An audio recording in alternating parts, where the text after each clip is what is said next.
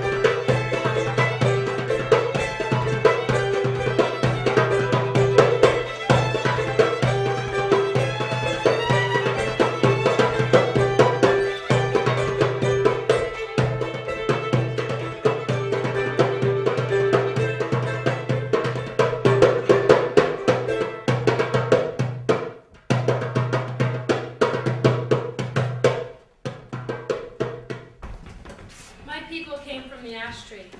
This has been our home since we were created. I am a member of the Micmac Nation. We have lived on this land for tens of thousands of years. Our biggest battle was a half-mile down the hill from this theater, Deering Oaks Park. The land remembers. My mother is Irish and Scandinavian. My father is an Indian residential school survivor. Every day I battle to not be ashamed of the half of me that is white. Omi Takiase, my name is Heather Augustine.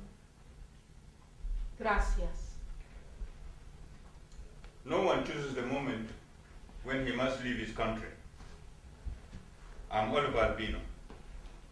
We've been fighting wars with the Arabs, oppressing the Africans in the south, in what we now call the Sudan, for over 100 years. I was a soldier for many years. Then I got too old. I fight in other ways now. I was in the government and knew they were going to kill me. I left at the first opportunity. When we came here to the United States in the mid-1990s, we expected a welcome from the black people here. You must not be teaching history very well. Some of them said to us, you are the ones who sold us to them. I replied in the truth. We are still running away ourselves. Today in the Sudan, my people are being killed, captured, and sold as slaves. Their fields and villages burnt. This is the reality in my homeland. Portland has the largest mixed Sudanese community in the United States. That says something about us and a good deal about Portland. I used to throw stones at everybody when I was a boy. I was good at it. You probably already know me, but just in case you don't, you see I'm not you. My ancestors came from France and fought and helped the Indians in the French-Indian War. They married Canadian Indian girls. They were beautiful from what I hear. And my father's side fought in the American Revolution against the British. That's who we fought. My people. I've been fighting them myself all my life. They got let out of jails to come over here. Me too. I grew up Christian, so my creation story begins in the Middle East with Adam and Eve. My family, as you might imagine, doesn't know where to trace its roots to. My grandmother said it might be a country called Dutch Guinea, but that's in Indonesia. There is a Guinea and a Guinea-Bissau in Africa. My cousin traced us back to Moses Doosan, who was a slave on the Jones plantation near Culpeper, Virginia. My mom worked, but didn't make enough to survive without welfare. My most powerful memory of home is being in the kitchen with my mother and her sisters cooking. They each had a dish that was theirs. Growing up, I tried for years to find a dish that could be mine. I finally got it, my 2-day smoked turkey. I'd tell you the recipe, but then I'd have to kill you. Maine is my home by choice. In 1983, I fell in love with it the first year I lived here. I had no idea I'd end up mayor of Portland, Jill Doosan. I didn't know my mom. She was a poor World War II mail order bride. My father's from East Texas. I lived all over this country. Ridden the rails, what you might call a hobo in the old days. I live in the woods up between I-295 and St. Lawrence Railway. Billy Wolverton, I write. That's what really matters to me. I'm hoping to be published someday. I would have to guess in part English just because of how I look. I don't think I'll ever find out how long they've been here in this country, though. Left home when I was 15. That's when I learned what freedom felt like. Mayan, Azteca, Spanish, Mexican, Chicana, born in Houston, Mexico. I say Mexico because it is. We didn't move, the border moved. My grandparents were migrant workers. I grew up with my abuelita. She was a healer, a shaman, and the heart of the community. Rough schools. It was a tough struggle to be here today. One of my creation stories is that we came from the corn. When a child is born, we put a kernel of corn in the palm of their hand to give thanks and to acknowledge that they will have to labor to survive in this world. The second is the Christian version, very strong in my family. Several years ago on a visit to Portland, I saw 4 Latinos on the street. They looked scared. I pulled over. That's how it started. I always felt a calling. I was already at seminary in Boston, but that's when my flock and I found each other, the Reverend Virginia Marie Rincon. My cousin in Lewiston married an Acadian girl, and they live in Lewiston, but she says she lives in Acadia, not America. I'm French. My dad came from Quebec, my mother from Winslow, Maine. We spoke French all the time at home. This year I just celebrated my 59th wedding anniversary with my wife. But we had to do it in a nursing home because she's been there almost 3 years now with Alzheimer's. So anyway, she was a good woman. She took good care of me and my 2 children. So it's my turn, so now I take good care of her. Every day I either bring her a lobster roll, platter of shrimps or scallops, or whatever she wants, she gets. I was a butcher half of my life. I was a meat manager for A&P. And then the union rep for the next 20 years. I got the union in the store, and then I went to work as a business agent and president. So anyway, while I was in the store, I had a thing that I did believe in. I used to eat the best and sell the rest.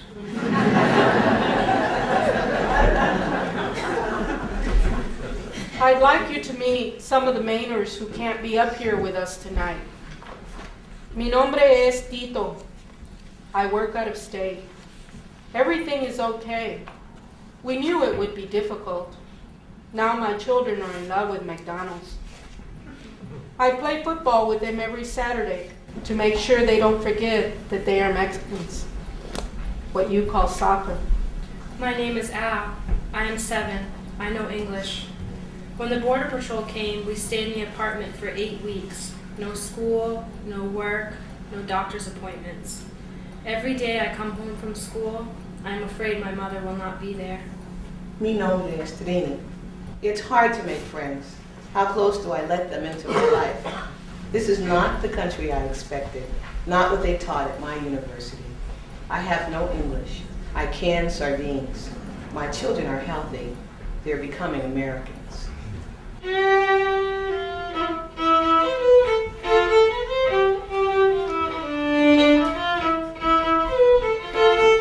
meet me, you meet me. You meet me, you meet me.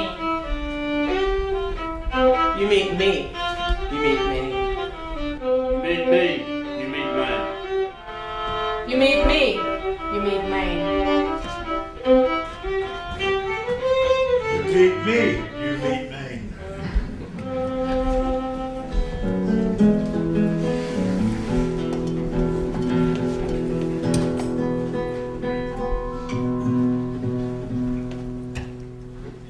Rachel Talbot Ross. I'm a 9th generation Mainer, raising a son who is the 10th. My first relative born in this country was Toby Talbot, French, 2 T's. It was pronounced Talbot. He was born in 1727 in Bridgewater, Massachusetts. One of his sons, Abraham, is my great, great, great, great, great, great grandfather. Abraham was a slave, so Toby must have been one too. He fought on the American side in the American Revolution. We think that may be how he won his freedom. It's also possible he might have been freed when Massachusetts outlawed slavery in 1783. Family history says that some of his brothers and sisters were bought by wealthy masters as servants. Later on, Abraham settled in China, Maine, which back then was known as Harlem.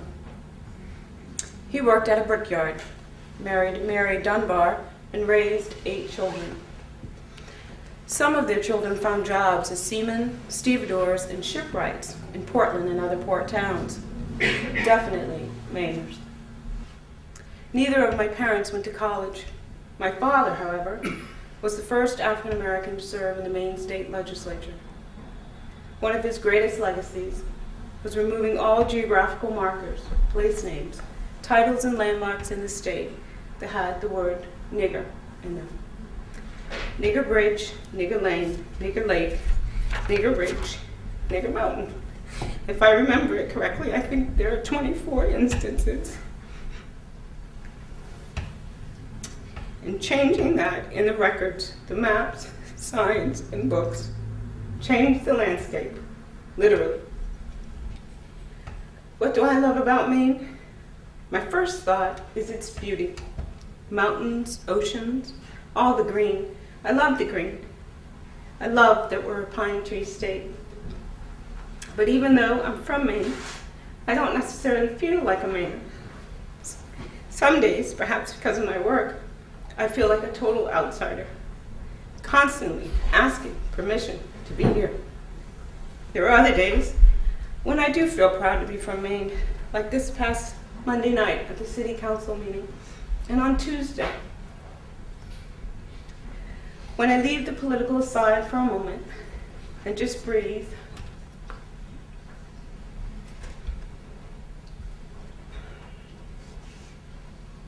let it all in. Sometimes I can allow myself to be a man.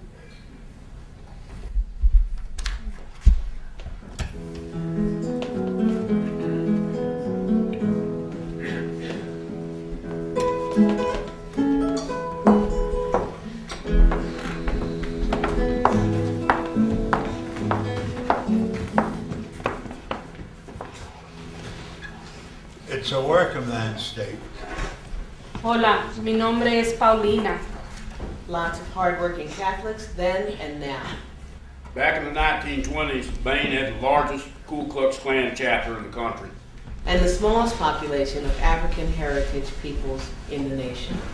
Their official targets were the Italian and the Irish Catholics. Portland's Protestant town fathers forbade the Catholics to put the entrance to their cathedral on Congress Street, made them build the entrance on Cumberland Avenue. Remember the French, they did not have it so easy either. They were forbidden to speak French in public. And in school, if you slipped up and said some French words, the teacher was right behind you and they'd pull your ears. And I can prove that because I had my ears pulled a few times.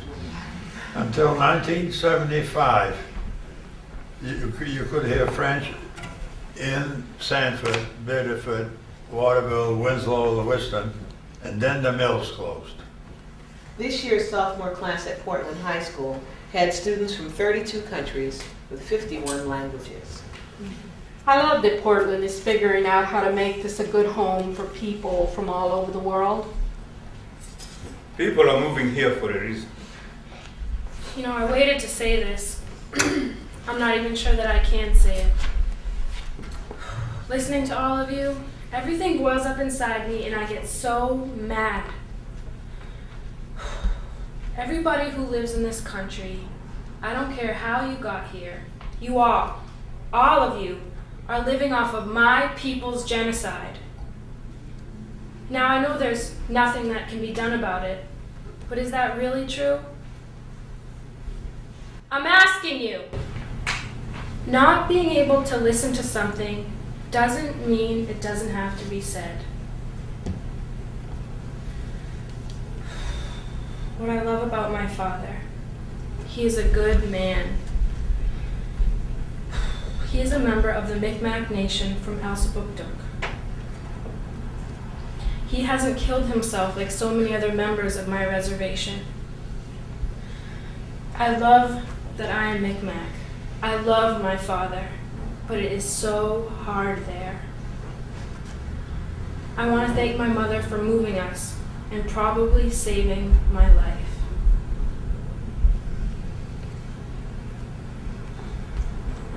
What I love about Portland is the people.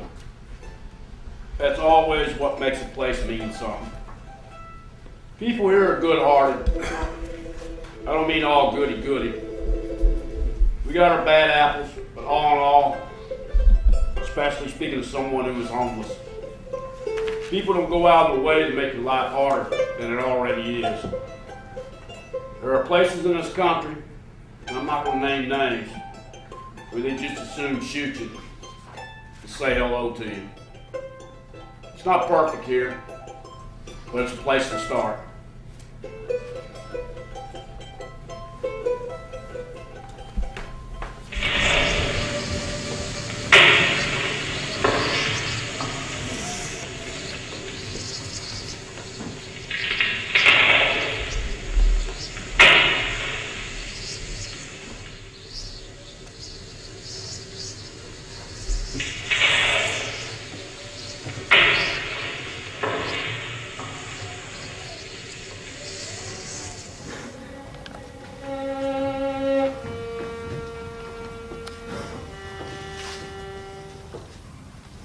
Strange thing happened. Nobody taught me that the trees were our elders, that we should go to them if we needed help. Crawled out of my tent one morning, air was all fresh. By the time I was 2, I just knew. I never get sick when I'm camping. Could be 20 degrees below, but I don't get sick. Enjoying land, enjoying green, going to the public park in Chester. There was this god-awful noise. I don't know if I can imitate it here. Trucks backing up, chainsaws going full out. Most of my experience of land was that someone else owned it. We just used it. I knew it, my big brothers knew it. It wasn't something we had to be taught. They were clear-cutting this forest out behind where I lived. Most of what I remember of land is being disconnected from it, always having the feeling that someone else owned it. So I crawled out of my tent, sort of sat up to see what was going on. Trees falling like toothpicks, big rigs reaching down, picking them up, throwing them onto the back of these big semis. Wasn't going to take them that long the way they were going at it. No one broke it down. There was something inside of me more than my skin, blood, color, race. That was Indian. And all of a sudden I got this strange feeling.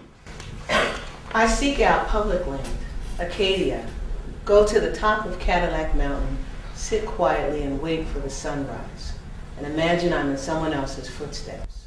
And I looked around to see what might be causing it, and there, over to the branch to the tree on my right, were two chipmunks, male and a female. When I became mayor, I received hundreds of congratulatory letters, enough to fill a stack of albums. When I was a little girl, I would go into the woods and have a dialogue, and it was like they were talking back to me. I received some that used the nasties, the N-word. One card had a bear on the front of it, with its face all blacked in. When I was trying to quit drinking, in desperation I took a drum and went down to this tree by the beach. Inside it said, "Who do you think you are? Why don't you take all of your people and go back where you came from?" I knew they were old because I'd watched them raise a new batch of children every year. They were sitting on the haunches, watching. It surprised me at first, but then I realized, of course, this is the same world I'm familiar with. We're not on Mars. We were just sitting there next to each other, looking out at the trees coming down. The older I get, the more I realize how much they have to teach us. I turned that card over to the police. I couldn't begin to imagine what must have been going through their heads.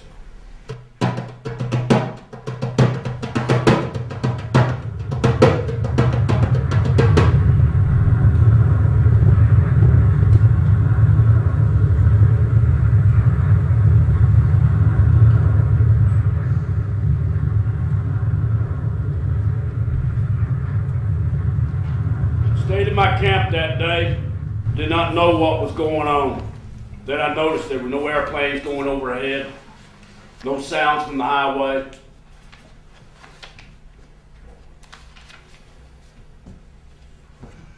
Bastards, cowards.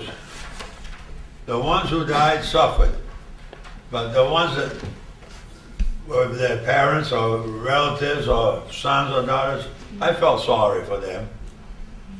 I went to church and prayed. That's all I could do that day. I was in Portland that day. Every day going to work, my daughter rides the train that goes underneath them. I never watched the television. Yet I turned it on. I knew the firemen were too close. I had a feeling they were in danger. But how could I tell them? I was on my way to a prison where I ministered to the inmates. The radio announcer wasn't sure what he was doing. I decided he was having some kind of a breakdown or something, so I switched the station. 6 months sober, I was sitting on the porch listening to Mary J. Blige, smoking a cigarette, thinking, life can't get any better than this. It was the first time in my life I ever felt that, savored it. Then I went inside, someone called and said, turn on the TV. I know this fellow in the fire department can't stop asking himself what he would have, could have done to stop him. 2 terrorists flew out of our jetport that morning. We're not over that. All I thought was, dear God, don't let it be a Vietnam vet. A black man. A Sunnis. An undocumented Mexican. Some poor person. An Indian. You know, it woke me up. I had no idea that everybody in the world didn't love America. I felt like I'd been living in a cloud. When I saw the television with children throwing candy in the streets to celebrate the towers falling, it shattered my view, threw me for months. Within a day, the whole atmosphere changed. All of a sudden, people felt like it was okay to hate. I deal with hatred too, but there was this permission, camaraderie. Like when I was a little kid and the police beat my father close to death. All of us kids were in the car. It was like a crazed exhilaration, like it's on. Oh, we knew it was Arabs. We thought maybe now the rest of the world will know what we've been dealing with. My Egyptian friends were freaked. And then they fell.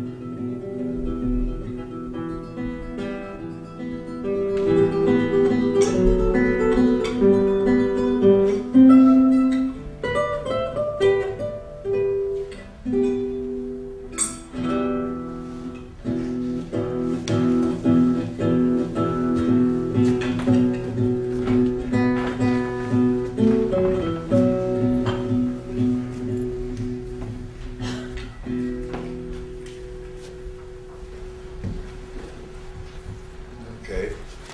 You know, this is a bad war. It should never have been fought. In World War II, I flew 35 missions over Germany that were flying on B-24s. But before that, the first time I went up in B-24, and the first time we crashed and the 4 guys around me got killed. When I got out of the hospital at 45 days, I ran to the flight line and I says, see if I would be scared to fly again, so I went up right off. And when I found out I wasn't scared, I says I'm going to be a pilot instead of a gunner. So I took the test and passed it.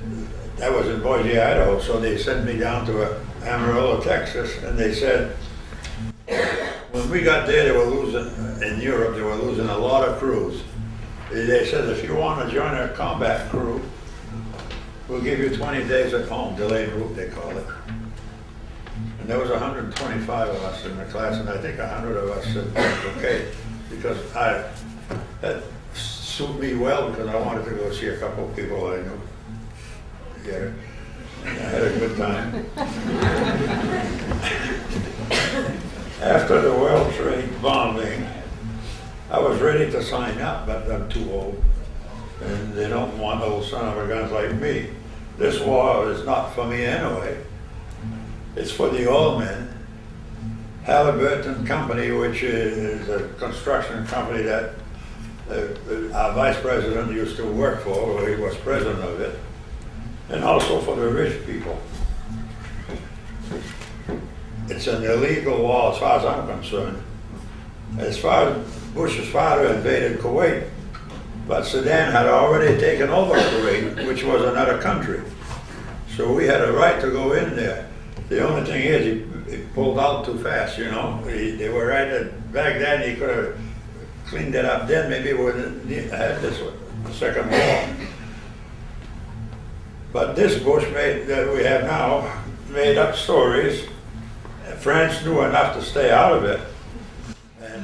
But I love my country. Don't believe me, I love my country. I fought for it. And I'd fight again if I had to. But what I feel bad about is that, you know, people in Iraq are just like people we have here. You know, they're good people. You always got some bad ones in any country. But anyway, they're losing a lot of, people are losing their lives in stores, there's bombings everywhere. And we've lost a lot of, you know, of our men and women that are in the service. So, and lots of main people over there, and we've lost some of them. I think it's a bad war and should never have been fought.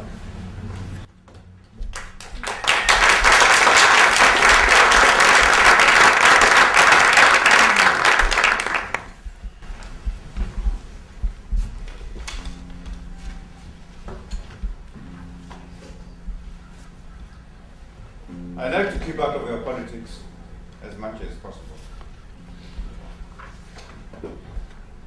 President Bush, I may not like his policies as much as I like the way he does things. He thinks something, he says it, he does it. Both wars in Iraq had to be fought. Bush the father withdrew under pressure. Bush, the president now, does not withdraw under fire. Saddam thought he could become the Nasser of the Arab world. He was bragging about it.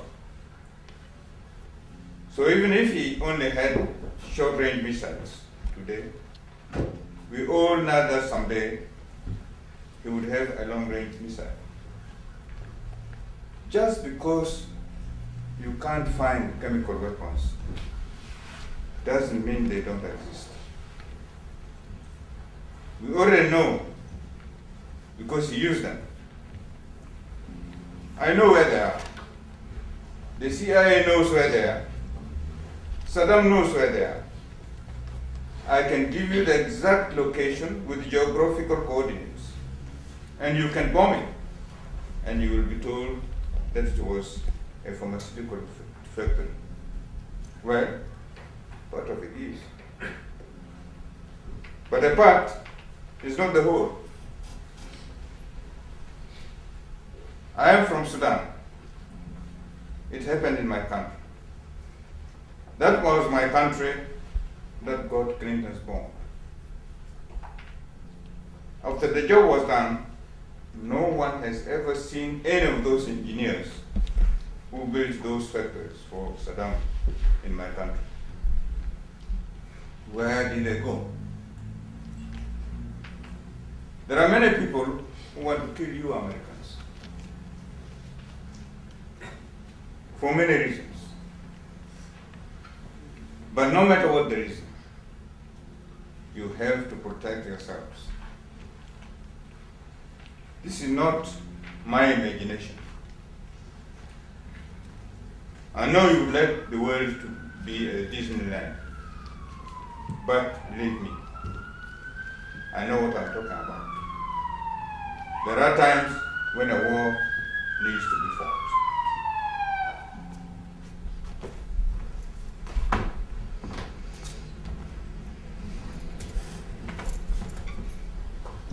No war. Violence is never the answer. There is no rational reason to make war.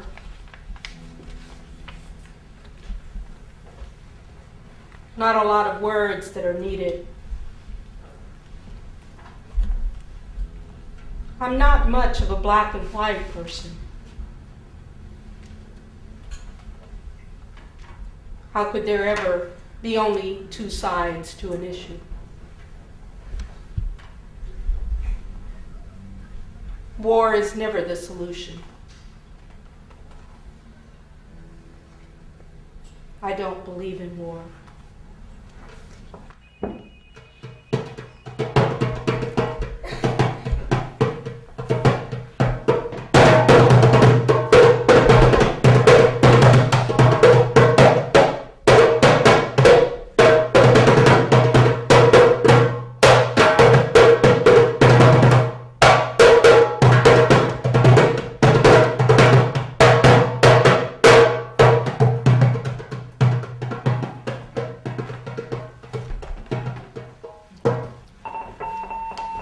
To the checkpoint for credential verification.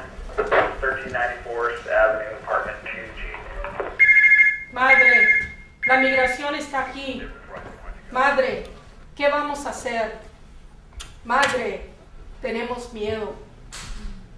It was cold, a brilliant blue sky, and temperatures below freezing when they got to the Greyhound bus station. Several buses, Boston, Calais, Prescott, New York, were loading and unloading. They came on board and shut the doors behind them, told everyone to stay where they were. No one knew what was happening. Maybe they thought they were being hijacked. They showed up at Pebble Street, homeless resource center. Even the police know they just can't barge in there. Staked out La Bodega Latina, stopping everyone going in, coming out, and passing by. They walked right in. Past the gringos, Buddy, Dwayne, Cosmo, the two Chinese guys. Ed, Ping, They didn't even look right or left. Stinky, Bitter, Skipped the African Americans, Duck, Caesar, John, as if they had magnets, Latino magnets, Hector, Guillermo, I think Victor was there. right up to them, demanding to see their identification. Freak? That doesn't begin to describe it. The staff was paralyzed, confused, fear, and surprised. This fellow outside was fixing his car. They went after him. He looked Latino, but I think he was from Michigan. Stood up, holding his lug wrench, which I noticed one of the patrol guys looking at.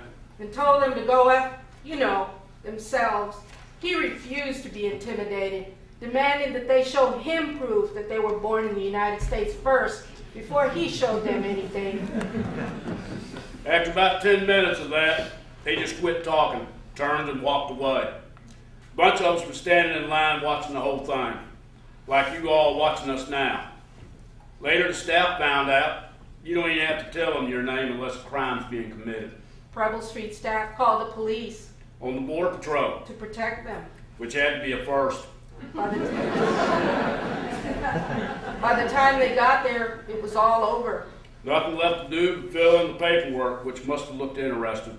People stayed at home for weeks. No visits to prenatal clinics, no school for the children, no work for the adults. And every day calls asking, "No hay peligro?" People like the Reverend here came over to the food bank at Pebble Street and took the boxes people usually picked up themselves over to where they was holed up. The Center for Cultural Exchange received panic call after call from Sudanese and Somalis pleading that their names not be given to the authorities. 4 of them stayed at the shelter sometimes. Lots of them worked horticulture, potatoes, broccoli, blueberries. Just 30 years ago, schools closed at harvest time. The whole family went to work. Any sense of safety was shattered. The police and fire department had worked years to build that trust. People whispered that hundreds were taken away. They barged in on us at Pebble Street after all the other places. I think La Boga Latina was second, right after the bus station. And the airport, halal meat market, the Thai restaurant next door.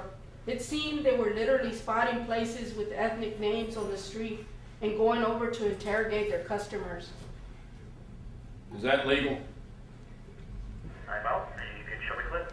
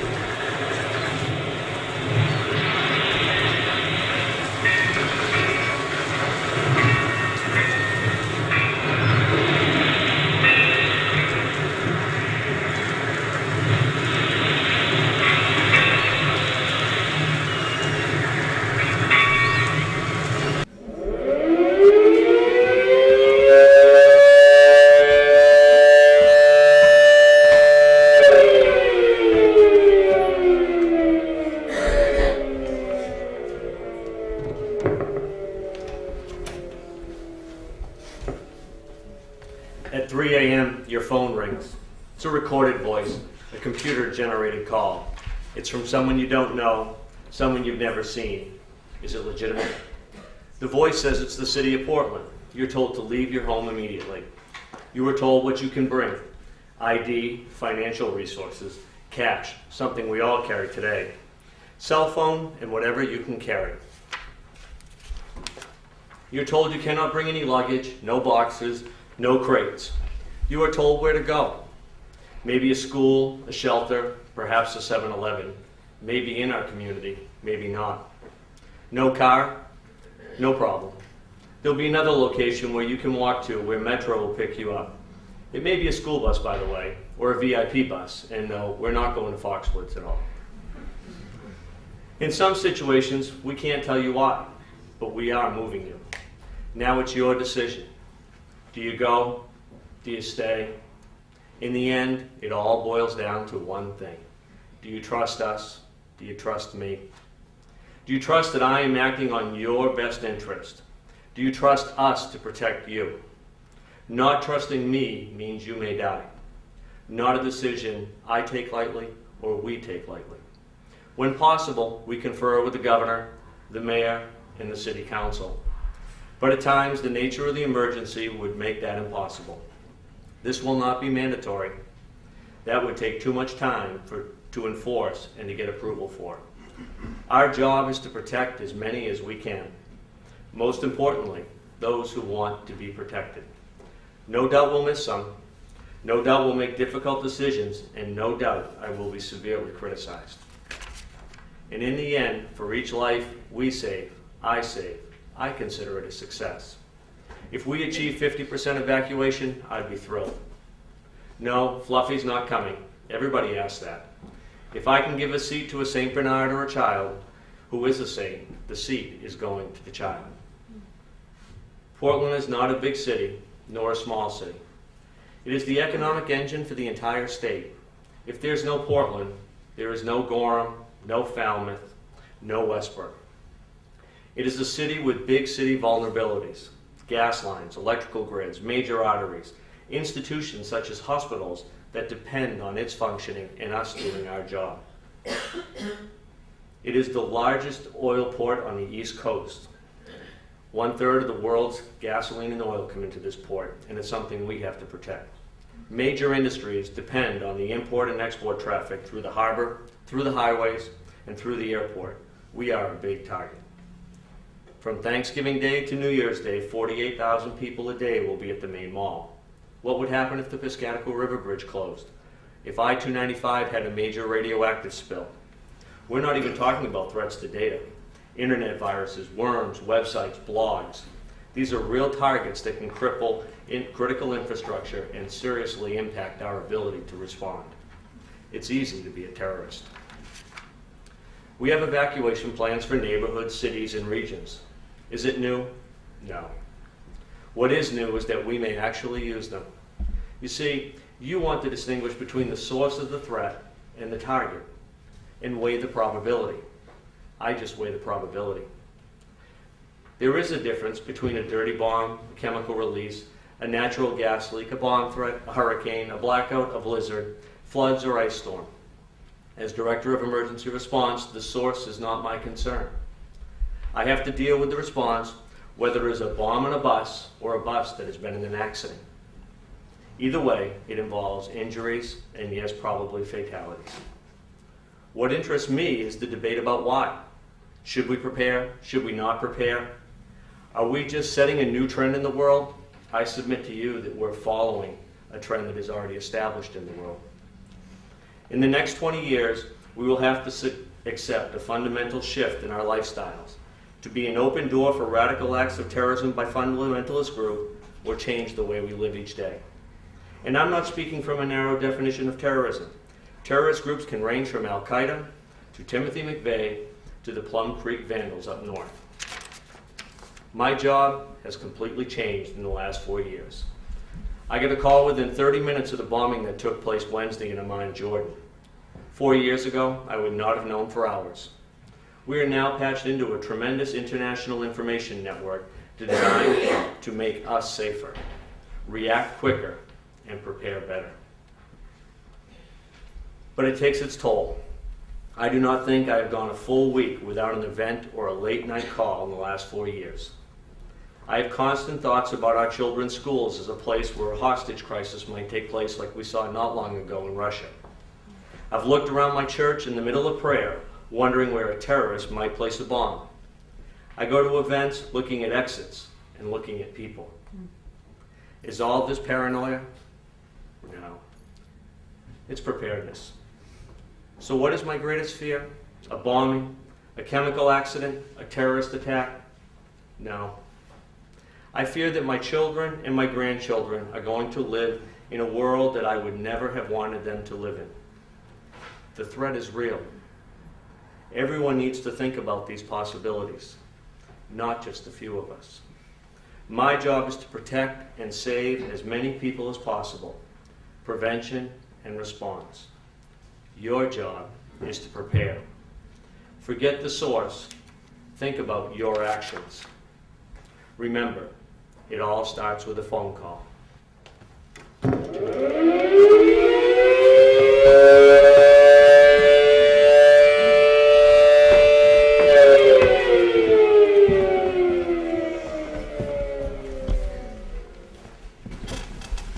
I'm scared. Scared that they're going to blow up some small, quiet town in Podunk, Maine, to prove that nobody is safe, no matter where they are. I'm scared terrorists take over another country and Bush will start another war before these two are done. I'm scared that the whole country will become a police state, that my phone will be wiretapped and my emails read. I've got another one. I'm scared Social Security is going to go bust. I'm too old to worry for myself, but my children and grandchildren and great-grandchildren and yours, the debt we're building, how are we going to make it? I'm afraid it'll turn into another Vietnam. 50,000 poor soldiers will get killed. And I don't ride freight trains anymore. They welded up the maintenance hose on the grainers. I'm not scared of anything for myself, but I'm scared that you people are going to lose your freedom which you've cherished for so long. Taking freedom for granted is the first step towards embracing dictatorship. When I come back to my side at night, I always wonder if some troopers trashed it in the name of national security. Do you realize people like me are the first responders? I'm scared that Amelia is not going to be able to travel freely back and forth to Canada. We have dual citizenship because of an international agreement, but laws can be changed. What don't I do that I used to do? Don't make jokes in public about Bush anymore. I haven't changed anything. You see, the Sunnis try to be very proper. You want our papers? Here are our papers. We keep them with us all the time. For us, manners are very important.